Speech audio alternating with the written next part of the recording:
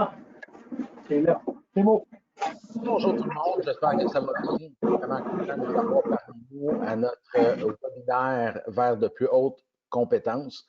Façon que Lifto a trouvé pour se rapprocher de ses clients et d'amener le plus de contenu possible pendant ce temps. Mon nom, c'est Martin Lachance, directeur service après-vente pour le Québec.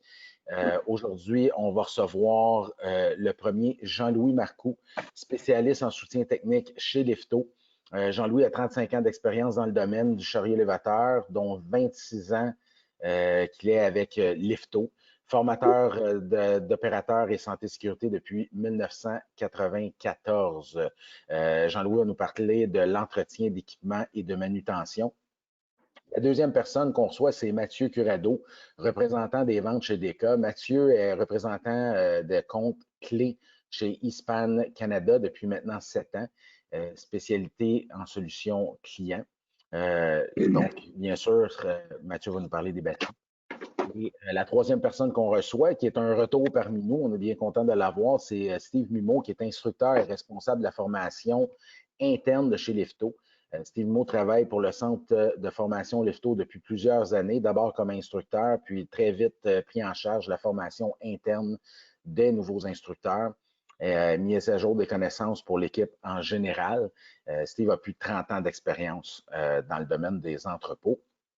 Donc, aujourd'hui, Steve va nous parler de la formation en SST. Donc, merci tout le monde d'être là. Vraiment content de vous avoir parmi nous. Puis, on va commencer tout de suite avec Jean-Louis. Je vais fermer la caméra, puis on se revoit à la fin. Pendant tout le long, tous ceux qui écoutent, vous pouvez avoir des questions. Vous avez juste à les mettre en texto. On va répondre à vos questions à la fin. On prend un 5-10 minutes. Puis, si jamais on n'a pas le temps de répondre à tout le monde, on va vous répondre par courriel par la suite. Donc, merci beaucoup. À tantôt. Bonjour tout le monde, Jean-Louis Marcoux.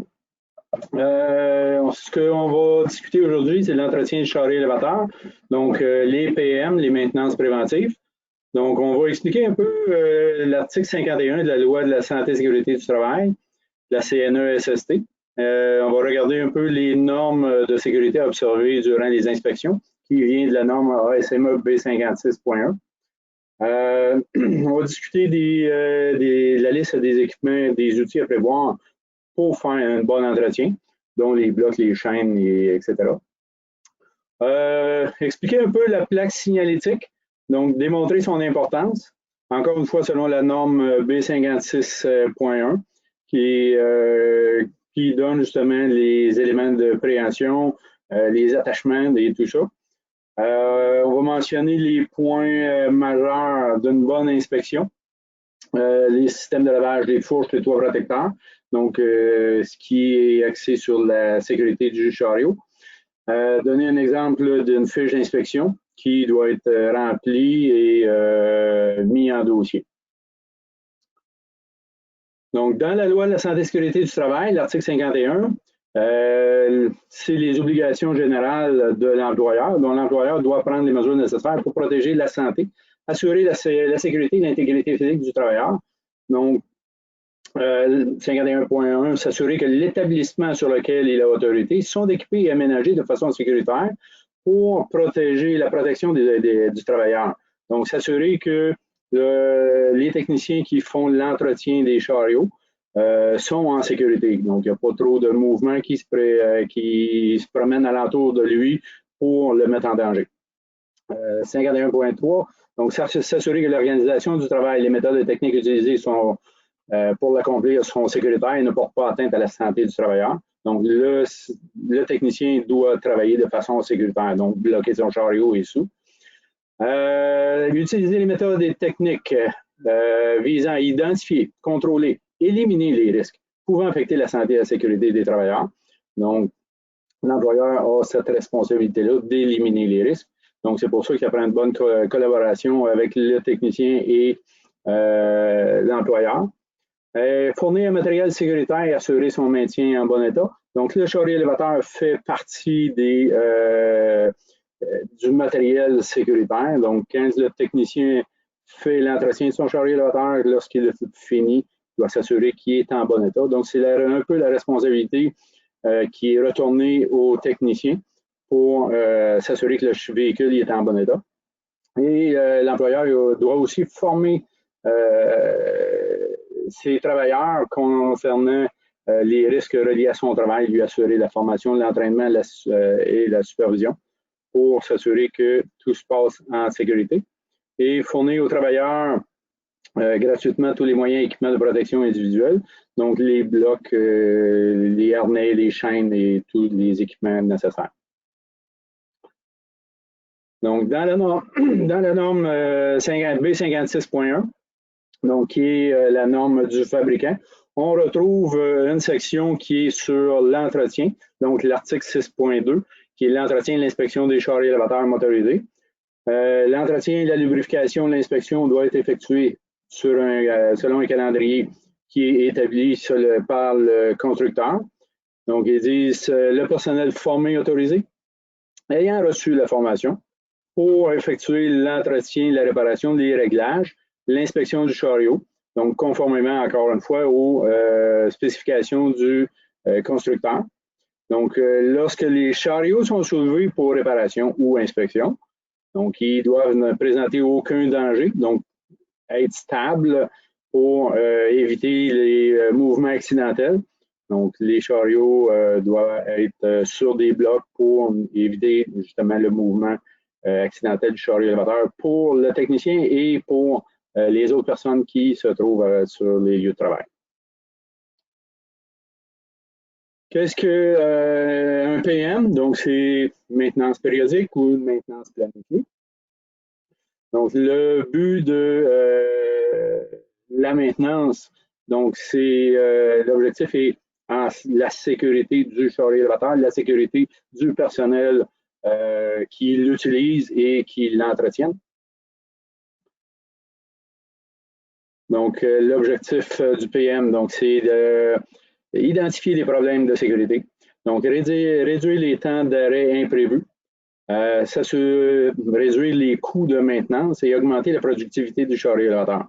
Donc, si on s'assure que les maintenances sont bien cédulées, donc on cédule et on rencontre le client pour s'assurer que le client est satisfait de son véhicule et on veut s'assurer que le véhicule est en bon état. Nettoyage rapide du chariot élévateur, le remplacement des huiles et du filtre pour les chariots élévateurs à combustion interne, graisser et lubrifier le véhicule. Donc, un examen physique aussi, l'état général du véhicule, prioriser les réparations suggérées et faire un rapport sur les réparations suggérées, puis faire des réparations qui sont demandées par le client. Donc, ici, on a une liste exhaustive que le technicien doit remplir. Donc, lorsqu'il fait son entretien, vérifie pas mal tous les points du véhicule, fait le tour du chariot, met des remarques aussi sur ce qu'il va trouver comme anomalie sur le véhicule. Et donc, après l'inspection, le technicien doit remplir les documents de maintenance. Donc, prioriser l'importance des réparations. Expliquer pourquoi le client devrait faire ces réparations. Donc, aller parler au client, lui dire qu'est-ce qui a été fait, lui demander s'il y a des choses spéciales à faire et voir s'il y a un plan pour faire face justement aux réparations qui ont été suggérées et demander quand est-ce que ça lui convient. Donc, ça, c'est le technicien qui devrait avoir une bonne communication avec le client. Demander le meilleur moment pour faire les réparations. Et lorsqu'on remet le véhicule au client, donc s'assurer que l'opérateur s'assure que le véhicule est en bon état, qu'il n'y a pas rien d'autres anomalies qui peuvent être soulevées. Donc, merci pour l'instant. Je vais passer la parole à Mathieu de Bachelin. Parfait, merci Jean-Louis. Comme Martin l'a indiqué lors de sa courte présentation, ça fait 7 ans que je travaille dans le monde de la batterie. Pour faire un petit peu un aperçu pour la compagnie pour qui je travaille, Dans le fond, je travaille pour Eastpen Canada, qui est le plus grand manufacturier de batteries en Amérique du Nord, compagnie qui a fait près de 3 milliards de chiffre d'affaires l'an passé. Dans la photo qu'on voit, qui est notre usine là, en Pennsylvanie, on a plus de 9000 employés qui travaillent seulement au site là, pour faire la construction des batteries. On est une compagnie privée, ce qui nous permet là, de mettre beaucoup d'investissements en recherche et développement là, pour toujours être de l'avant pour les nouvelles technologies qu'il y a sur le marché. Maintenant, moi, c'est Eastpen Canada. Donc, Eastpen Canada appartient à Eastpen Manufacturing, mais on est opéré complètement indépendamment. On a plus de 17 entrepôts au Canada, ce qui nous aide à pouvoir supporter tous les clients, même au niveau des comptes nationaux, avec notre service et les ventes pour avoir vraiment un service continu et pareil partout au pays. On a notre propre flotte de camions de livraison pour avoir un bon contrôle là, sur l'inventaire, sur les produits qui sortent. On est plus que 400 employés au Canada. Puis on a la plus grande force de vente et de service au pays dans le domaine de la batterie et chargeur. Les différentes technologies de batterie, avant de commencer, un peu expliquer pourquoi on peut être invité dans ce genre de webinaire-là. Chez Eastpen, on a plus de 70 ans d'expertise dans le monde de la batterie. On est fabricant de la batterie réputée DEKA, qui est reconnue comme un produit haut de gamme, qui est un leader au niveau de la durabilité dans l'industrie. On a notre propre usine de recyclage aussi. On recycle environ 99,9% d'une batterie industrielle qui est ramenée chez nous, qui est très important pour l'environnement de notre côté. On a un inventaire canadien très imposant, le plus gros inventaire avec nos 17 entrepôts. Ça nous permet de stocker beaucoup d'unités et pouvoir avoir des produits pour nos clients en tout temps. Puis encore une fois, on a le plus grand personnel de service et de vente sur le terrain là, canadien. Maintenant, il existe plusieurs technologies de batterie, comme j'ai dit dans la diapositive précédente. Chez nous, on a seulement un produit qui est haut de gamme. On n'a pas de modèle d'entrée de gamme. On a une marque qui est DEKA, mais avec DEKA, on a plusieurs possibilités. Si je prends la première batterie qui est la D-Series, c'est notre batterie qui fait autant le mode conventionnel, quand on parle de 8 heures de travail, 8 heures de charge, 8 heures de repos. Ensuite, on a la batterie Fast Charge. Puis la D-Series aussi fait notre batterie d'opportunité en même temps. La batterie Fast Charge, c'est la batterie, comme le nom le dit, là, pour les applications plus sévères, faire du Fast Charge. Donc, les intercelles sont doublés, les câbles sont grossis pour pouvoir accueillir plus de courant qu'on remet à la batterie. La Hydra Saver est une batterie qui a la capacité réduite pour pouvoir accueillir plus d'eau à l'intérieur de la batterie. On parle de 3 à 4 fois moins besoin d'eau dans la batterie là, pour pouvoir avoir une maintenance un peu réduite là, chez les clients, mais la capacité est réduite, donc ce n'est pas des applications qui sont nécessairement sévères dans lesquelles on va positionner ce genre de produit-là. Après ça, on a la GelMate, produit complètement scellé. La GelMate, il y a la Dominator. Dans le fond, la Dominator, c'est la batterie au gel seulement. La GelMate, c'est la batterie au gel, mais avec chargeur intégré à l'intérieur, qui peut vraiment être pratique là, dans des transpalettes ou chez les clients qui ne veulent pas avoir à faire de maintenance du tout chez les clients, qui est une batterie un petit peu plus pour applications légères aussi. Puis il y a la Max Power, qui est une batterie enrichie d'acide pour avoir un meilleur taux de démarrage en ampère-heure pour pouvoir avoir un petit peu plus d'autonomie avec la batterie. Maintenant, il y a notre nouveau produit aussi qui est la batterie lithium qui vient d'être lancée sur le marché. Quand on parle de batterie lithium, on parle d'applications vraiment lourdes. Le lithium, présentement, fait partie d'à peu près 85% des discussions du marché, mais seulement 2% du marché en tant que tel. Donc, c'est un produit vraiment de niche pour les applications sévères. On est fiers de pouvoir vous présenter ce produit-là aussi. À côté, on a le Power Pack qui est pour les plus petits transpalettes. 4 batteries au gel complètement scellées, chargeur intégré qui se plug dans le 110 pour surtout comme mettre dans les camions ou des plus petites applications. Puis on a le Power Make qui est une batterie plomb acide avec chargeur intégré aussi à l'intérieur. Il y a différentes technologies de chargeurs, puis dans le monde d'aujourd'hui, on a tendance un peu à oublier les anciennes technologies. La bonne vieille technologie qui était le ferro-résonant reste encore un chargeur très adéquat dans plusieurs compagnies. On parle dans ceux surtout qui ont seulement un chiffre par jour dans des modes conventionnels.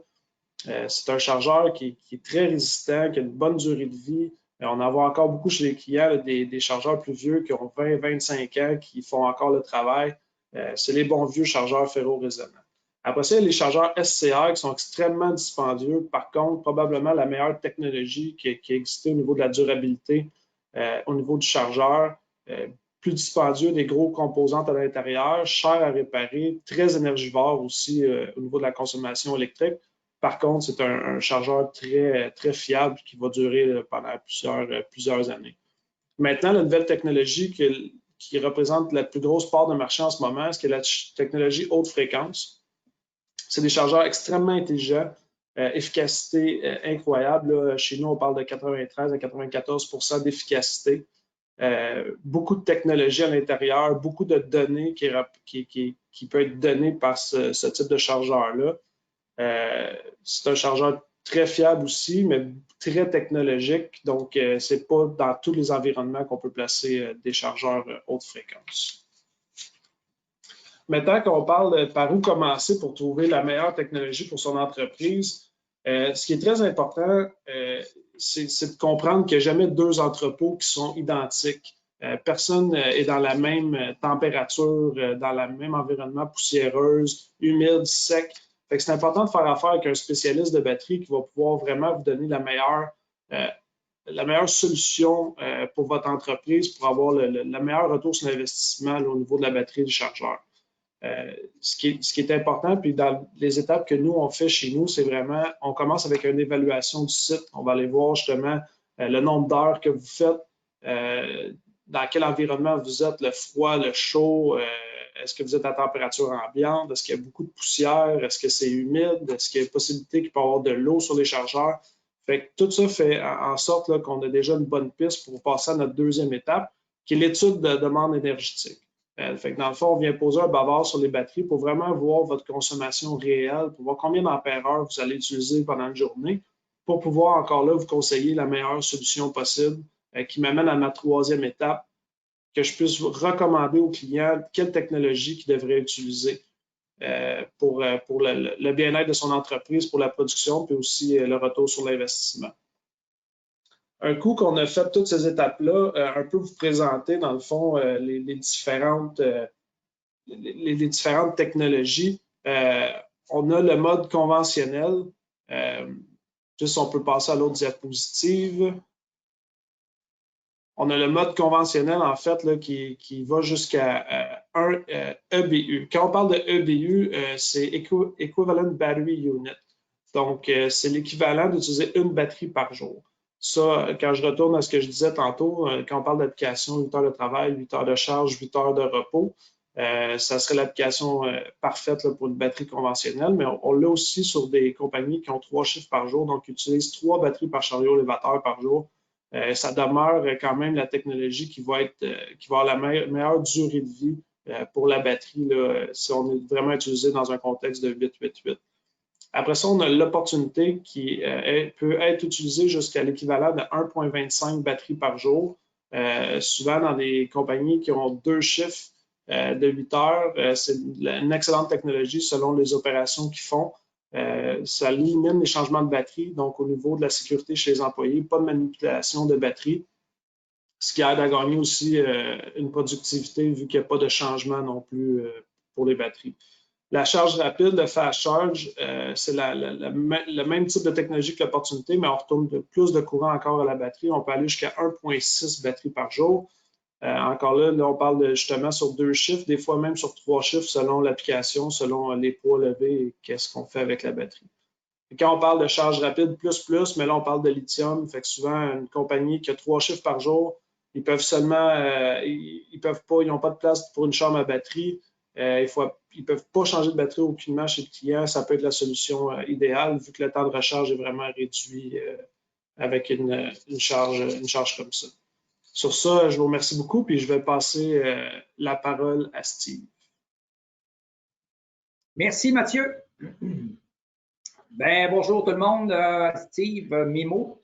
Pour faire suite à Jean-Louis qui s'occupe et qui nous a bien éclairé sur les maintenances et Mathieu sur les batteries, maintenant, nous, on a un rôle à jouer aussi. Hein. Faut pas oublier qu'avant chaque cadre de travail, l'inspection est très importante. Comme dit la norme ASME B56.1, l'article 5.5, qu'on doit inspecter nos équipements avant chaque cadre de travail. Il ne faut pas oublier quelque chose, on est des opérateurs et non des mécaniciens. Moi, je dis toujours qu'on fait une inspection, en fait, bien, on cherche le trouble, on cherche les problèmes. On regarde s'il n'y a pas de fuite, de crack, des petits morceaux de poignée à quelque part, des taches d'huile, des gouttes d'huile et ainsi de suite. Fait que c'est vraiment un opérationnel et un visuel du mieux de nos connaissances, bien sûr, avec un petit rapport écrit. Donc, qu'est-ce qu'on vérifie? On vérifie clés de contact, on vérifie les pneus, les roues, châssis, les batteries, niveau de charge, batterie, niveau d'eau. Les mécanismes de retenue aussi, parce que les barrures pour les batteries, il faut que ce soit bien en place. Les fourches, le tablier, le dosseret, les gardes protecteurs. Fait que ça va être du côté visuel. Quand on est plus du côté opérationnel, on va parler du levier de contrôle. Donc, on monte, descend, incline, on tilte d'un côté, on side shift, tablier latéral, hydraulique, cylindre, le mât, mécanisme de direction aussi, et le siège, klaxon, avertisseur et les phares. Fait que c'est un peu là un aspect général à vérifier. Ensuite de ça, maintenant les batteries, pour continuer ce que Mathieu nous parlait, une batterie, on sait que c'est le moteur, hein, c'est l'énergie du chariot pour pouvoir travailler, donc il est important de bien l'entretenir. Oui, une batterie, il faut ajouter de l'eau régulièrement dedans. On ajoute de l'eau, pourquoi? Parce qu'il y a une réaction chimique qui se fait pendant qu'on les charge ou pendant qu'on travaille, les batteries chauffent. En chauffant, il y a de l'oxygène et de l'hydrogène qui s'évaporent de là. Donc, c'est pour ça que c'est important de toujours bien vérifier le niveau d'eau et d'ajouter de l'eau quand c'est le temps d'en rajouter aussi. Donc, si on continue. Partout où il y a un aire de recharge ou d'entretien des batteries, il y a de l'équipement qui est obligatoire. Premièrement, il doit y avoir, ça doit être un air qui est bien aéré. Je viens de vous dire il y a 2 secondes qu'il y a de l'oxygène et de l'hydrogène qui s'échappent de là, qui s'évaporent par des petits bouchons d'évent. Donc, ça doit être un air bien aéré. Lors de la charge des batteries, on va laisser les capots ouverts, justement, des chariots pour pouvoir laisser ces gaz-là s'échapper. Il doit y avoir de l'équipement obligatoire comme minimum des lunettes de protection, idéalement une visière, des gants caoutchouc, tabliers en caoutchouc. Aussi, il doit y avoir une douche oculaire à proximité, si jamais l'acide éclabousse les yeux ou la peau. Puis, il devrait y avoir du bicarbonate de soude, la petite vache. Hein? Ça ne sert pas juste à faire des gâteaux, mais ça neutralise aussi l'acide. Si jamais il y a un débordement d'acide, qu'est-ce qu'on a à faire? Bon, on va envoyer du bicarbonate de soude. Ça va faire des petites ballons, ça va brouter un peu, puis on en met jusqu'à ce que ça finisse de brouter. On arrose avec de l'eau, puis on vient de neutraliser l'acide. On vérifie nos bouchons d'évent qui soient bien en place, bien sûr. Les bijoux. Les bijoux, il ne faut pas les oublier. Les outils aussi, on laisse loin les outils et les bijoux d'épaule de batterie. Car si on touche à ça, ça va créer d'extrêmes brûlures terribles. N'oubliez pas que de l'eau, on ajoute toujours de l'eau. Les gens sont souvent mêlés avant ou après la charge, mais c'est toujours après la recharge qu'on ajoute de l'eau. Car si on l'ajoute avant, ça va créer un débordement lors du chargement et ça fait plein de verres de gris, la croûte blanche sur le dessus, puis la senteur est terrible. Écoutez, j'ai 2 faits vécus qui s'est passé, moi, dans mon ancienne vie où je travaillais. J'avais une dizaine de transpalettes, 3 quarts de travail. Jusque du lundi au vendredi. Vendredi soir, on va terminer à minuit. Et le samedi, le dimanche, je veux dire, j'avais 2-3 employés qui rentraient pour faire le chargement des camions à partir de 10 h le soir, pour qu'ils soient prêts le lundi matin. J'ai à un moment donné le chanteur qui est rentré le dimanche. La directive n'était pas très claire pour les employés des transpalettes. Il les chargeait tout simplement quand on était à 50% au moins.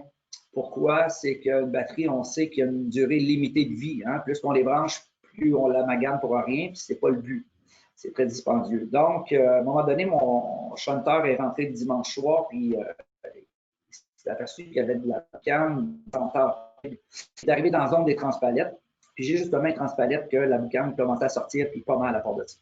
Il s'est aperçu qu'il n'était pas branché au chargeur, mais le transpalette était vraiment arrêté, était à off, la clé, mais il est encore connecté dans la batterie. Donc, il y a eu le réflexe de déconnecter ça, ouvrir les portes de garage. Mais ça nous a donné toute une leçon pareille parce qu'aujourd'hui, je donne beaucoup de formations. Puis quand on donne les formations, on dit bien de couper l'alimentation en carburant. Donc, couper l'alimentation en carburant, ce n'est pas seulement de fermer la clé, mais aussi de débrancher le chariot de la batterie si on n'a pas besoin de le charger. Deuxième Dans une autre ancienne vie, à un moment donné, j'ai mon adjointe administrative qui s'occupait de faire une dernière tournée avant qu'on quitte le vendredi soir à la maison. En arrivant dans l'entrepôt pour voir si les portes étaient bien fermées, il y avait le détecteur de CO qui sonnait, qui indiquait 35 ppm, mais il y avait une senteur terrible aussi. Elle est venue me chercher d'urgence. Je suis allé voir en arrière. Le premier réflexe, c'est que je suis allé voir les bonbonnes de propane. Les bonbonnes de propane, tout était correct, tout était parfait, tout était bien fermé, pas de fuite, pas rien. Je me suis dirigé un peu plus près des batteries. J'avais un chariot assis qui était connecté au chargeur, puis c'est de là venait la senteur terrible. J'ai ouvert les portes le plus vite possible pour faire aérer. J'ai appelé le technicien vendredi soir. C'est sûr que c'est pas évident le technicien à se déplacer, donc me dit Steve, débranche, laisse aérer tout ça. C'est ce que j'ai fait. Malheureusement, quand j'ai refermé la porte, le détecteur s'est mis à sonner. Ça avait descendu jusqu'à 10 ppm, puis ça remontait tout de suite à 25 ppm. Pas prendre de charge et appeler des pompiers, puisque personne ne pouvait se diriger pour venir à l'entreprise. Donc, ce qui s'est passé, bien, pourquoi que le détecteur de CO a déclenché? Il n'y a pas de CO dans les batteries. Mais le CO et l'hydrogène, les deux éléments ensemble, bien, c'est proche, ça a donné un faux positif qui a fait déclencher mon détecteur de CO. Une chance, hein? L'aération, les trappes, tout avait sorti. Quand les pompiers sont arrivés, ils se sont approchés de la batterie. La batterie, en fait, le taux d'acidité était extrêmement élevé et ça affichait un 500 ppm là, de toute la pollution qu'il y avait dedans. Donc, ils nous ont dit qu'il n'y avait aucun danger de laisser vraiment aérer, de tout débrancher ça. Vous savez, la petite morale de tout ça, c'est que je ne faisais pas dans le temps tant que ça des maintenances sur les chargeurs. La technologie s'est améliorée aujourd'hui, comme nous a dit Mathieu. Mais si j'avais fait une maintenance plus fréquente et souvent, ça ne serait probablement pas arrivé. Et une chance qu'encore une fois, c'est arrivé pendant qu'on était là. Donc, 10 conseils, 10 suggestions hein, pour la manipulation des batteries et les conserver longtemps aussi. Mais il faut observer les instructions du fabricant. Il faut inspecter les connecteurs, mais aussi quelque chose, hein, c'est que si la batterie est en train de charger et on a besoin de la débrancher tout de suite, n'oubliez pas de mettre le chargeur à off. Éteignez le chargeur avant de débrancher. Parce que l'hydrogène est un gaz extrêmement inflammable, donc des étincelles peuvent se produire, puis vous allez avoir une méchante surprise. On ajoute de l'eau, toujours après la recharge, s'il vous plaît. Sinon, ben, ça va créer un débordement. On maintient les batteries propres avec la petite vache, du carbonate de soude. Ne placez pas d'outils hein, et ni des bijoux. Assurez-vous que les bouchons des vents sont bien en place ou même les petits connecteurs maintenant de Quick Connect, système de remplissage automatique. C'est très bien. Comme nous a dit Mathieu, le meilleur des mondes, c'est travail 8 heures, charge 8 heures, repos 8 heures, ce qui n'est pas toujours le cas. Mais si on est capable de le faire en ayant la bonne batterie ou les bons outils de travail, on ne surchargera pas nos batteries. On évite de fumer dans les zones de batterie. En cas d'accident, n'oubliez pas, on rince pendant 20 minutes et consultez un médecin. C'est sûr que dans la période où on est, un médecin est très difficile. Un bon optométriste va faire le même travail. Donc, c'est important de rincer 20 minutes et consulter un médecin ou optométriste. Je vous remercie beaucoup. Je vais repasser la parole à Martin et je vais attendre vos questions s'il y en a. Bien, merci beaucoup à nos 3 panélistes aujourd'hui. C'était vraiment intéressant. J'espère que tout le monde a apprécié. J'ai reçu quelques petites questions. Vu qu'on vient de finir avec toi, Steve, je vais y aller avec la première. Dans le fond, on me demande pourquoi 20 minutes de rinçage? Il me semble que c'était 10 avant. C'est vrai, Martin. Ça a déjà été 10 dans le passé. On disait même 15 à un moment donné. On s'est aperçu que si l'acide entrait dans les yeux et on ne rince pas assez, ce qui se produit, c'est que l'acide continue à rentrer en arrière de la rétine. Donc, ça continue pareil, même si on pense que c'est correct. C'est pour ça que maintenant, c'est 20 minutes et on consulte un médecin quand même tout de suite après, même si on pense qu'on est correct, ou un bon optométriste.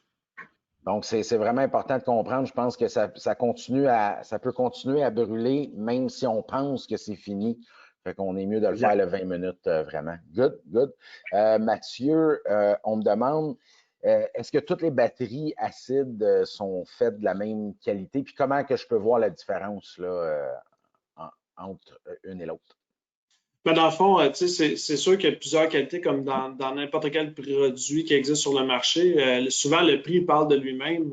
Chez nous, comme je dis, on est un produit haut de gamme. On est rarement le produit le moins dispendieux, mais par contre, c'est pas une question d'être plus profitable, c'est une question d'avoir un produit juste de qualité supérieure. Souvent, quand on regarde le poids de nos batteries versus d'autres marques de batteries, notre batterie va être plus pesante parce qu'il y a plus de plomb à l'intérieur. Il y a plus de matériel aussi qui va envelopper les plaques positives et négatives. Donc, le poids de la batterie va augmenter automatiquement. Donc, plus de matériel, plus de coûts de production. Donc, oui, le produit est plus cher, mais il est conçu de meilleure façon pour pouvoir accueillir toutes les intempéries qu'il peut y avoir chez un client. Good, ben merci. Je pense que c'est facile à comprendre là, que c'est pas toute la même chose, une batterie puis un autre. Il y a une qualité à ça. Good. La prochaine question, je pense que c'est plus pour Jean-Louis, dans le fond. Si j'ai un vieux livre puis la plaque signalétique est effacée, c'est-tu légal? Non, comme la norme B56, on parlait tantôt, c'est la norme du constructeur. Le constructeur doit installer, donner la capacité du chariot élévateur. Donc, la plaque, selon la norme, doit être lisible et visible. Donc, ça ne veut pas dire que la plaque est là, mais si elle n'est plus lisible, pour des nouveaux opérateurs, il faut que l'opérateur soit en mesure de comprendre c'est quoi la capacité de son chariot élévateur. Il faut qu'elle représente aussi le chariot élévateur. Donc, ça, les équipements de préhension, donc s'il y a une pince, il y a des rallonges de fourche, il faut que ces équipements-là soient intégrés sur la plaque de capacité puis bien identifiés. Parce que c'est pas dit que la capacité qui est identifiée, faut vraiment qu'elle représente le chariot élévateur. Avec quoi qu'est-ce qu'on utilise aussi avec le chariot? Ben, merci beaucoup, messieurs. Ça a été vraiment intéressant. J'espère que tout le monde a bien aimé ça. Merci tout le monde d'avoir été là. Juste vous mentionner qu'en ce moment, on a encore notre spécial sur les locations. Donc, on sait qu'il y a des entreprises, ça recommence tranquillement. Vous pouvez avoir des rushs. Vous avez juste à communiquer avec nous ou aller sur le site www.fr.lifto.com/location pour aller voir nos spéciaux. Donc, faire une demande. Merci beaucoup tout le monde. Passez une belle journée. Bon vendredi. Merci. Merci.